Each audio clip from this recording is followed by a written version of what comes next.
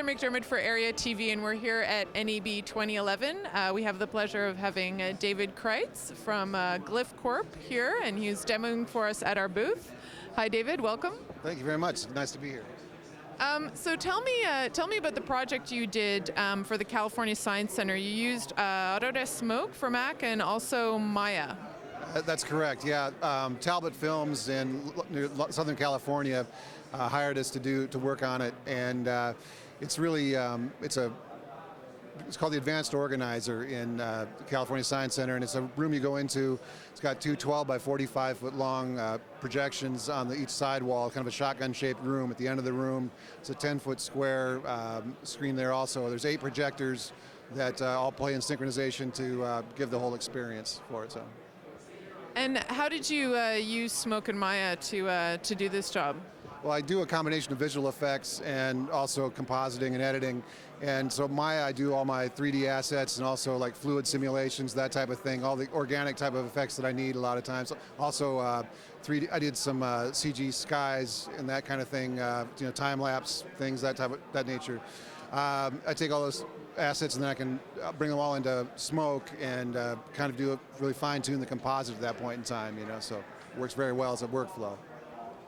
And so you do some commercial post work, but you also tend to do a lot of this venue kind of work. So tell me what are the challenges, some of the specific challenges you face with that kind of work?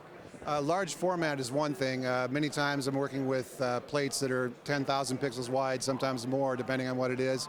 It's almost always multiple projectors. Well, obviously for something that large it would be, but I mean, everything's from a 360-degree screen type of a situation to screens that are curved. It just really depends on, everyone's different, which is really kind of another good thing about that type of work, because it really doesn't get boring that way. You're always trying to figure out the next way to do it, but it's this kind of tool set though really is wonderful for pre-visualization also.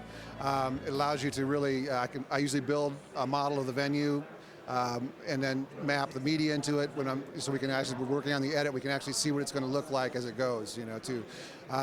So there's also outputting for the different server formats and that type of thing, and Smoke takes care of that just, seamlessly, whether it's a video-based, 1080 format, or sometimes they use computer-based servers, which use like a 1440 by 1080 aspect, also to true 60 frames per second. So you've got to be able to frame convert, all that type of thing, and it's all the tools are right there in Smoke, and makes it, just nothing at all to do. It just makes it very easy.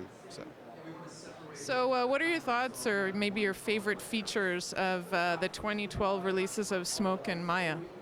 Well, I'm real excited about it. I've only seen them since this last Friday when they were released, and I really haven't had a chance to dig in much, except here at the show. But the relighting tools in Smoke are amazing. I mean, the 3D shadows and having all the layers have true shadows, and the lighting effects, the lens flares. Also, they've integrated all the Photoshop transfer modes into Smoke also, which a lot of the work I do, a lot of times I'm using some of those more specialized modes that weren't originally available in Smoke.